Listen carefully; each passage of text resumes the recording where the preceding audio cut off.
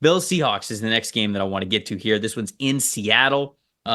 This is a very, very interesting game with two teams that play sort of clashing styles, and I have a matchup that matters that highlights that a little bit. But Carmen, what is yours? I'm very curious to hear what your matchup that matters is in this game. Yeah, it's got to be the Bills offensive line, Seattle defensive line. I think it's one of those kind of strength on strength teams. Although I don't want to. I know that your matchup has more to do with the back end of Seattle's defense. Phenomenal. But this Bills offensive line has done great this year, allowed Josh Allen to do so many wonderful things. You are allowing for kind of everything in this offense, and whether or not, we have James Cook, that's going to be an issue. But I do think that this offensive line is just very well rounded. And how are they going to do against a Seattle defensive line led by Mike McDonald? We know what he can do. As far as being that defensive-minded head coach and how stingy that they can be up front. So I'm really interested to see who kind of gets the better of them in this game.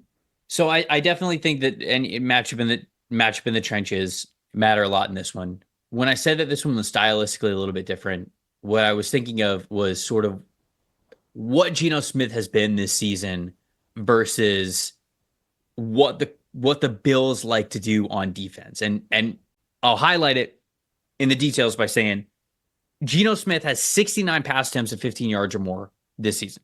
Number one in the NFL. He passes the ball beyond 15 yards more than anybody. The Bills defense specifically, only 18 passes of 15 more yards allowed this year. And they play two deep safeties, the third most in the NFL, 161 snaps this year. They have played with two deep safeties. That is what the Buffalo Bills want to do. They have lost so many times. Unfortunately, I don't mean that as a shot. I mean that they've played in a lot of really big games. They've lost too many times against Joe Burrow, against Patrick Mahomes, against guys that really like to throw the ball deep. And over the last couple of years, they have developed deep coverage safeties, and I use that not as the position label, I use that as the word, so like quite literally. So now they have these two guys deep constantly, and they're forcing quarterbacks to take the underneath stuff, take the over the middle stuff, and just not get beat deep. That's what the Bills are trying to do.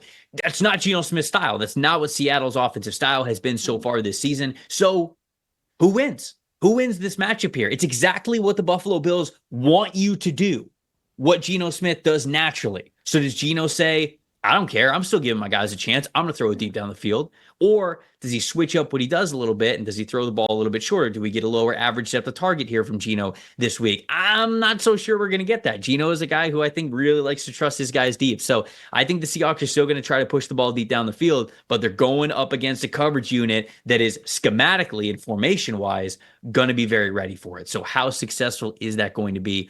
I think that that's a key part of this matchup. Who's your plus factor in this game?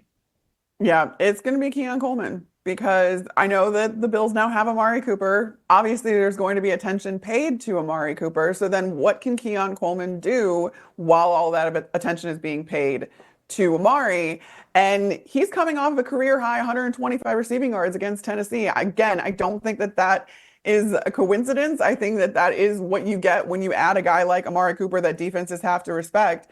So Keon Coleman, he's now leading the team in receiving yards. That's not a surprise given that Amari hasn't been there very long. But I do think that there is an opportunity here now for Keon Coleman to shine when you now have to divvy up the attention you're spending or you're paying to this receiving core in Buffalo. And we all know that Josh Allen, he's now had the benefit of 7 weeks with Keon Coleman as a rookie receiver, but he's gotten to know him a lot more. And I think that there is going to be, I trust Josh Allen to identify the matchups that are, the one-on-one matchups, the more favorable matchups between each of these guys on every down, and be really productive and make the right decisions when it comes to who he's throwing the ball to. And I do think that Keon Coleman is going to be a huge factor there.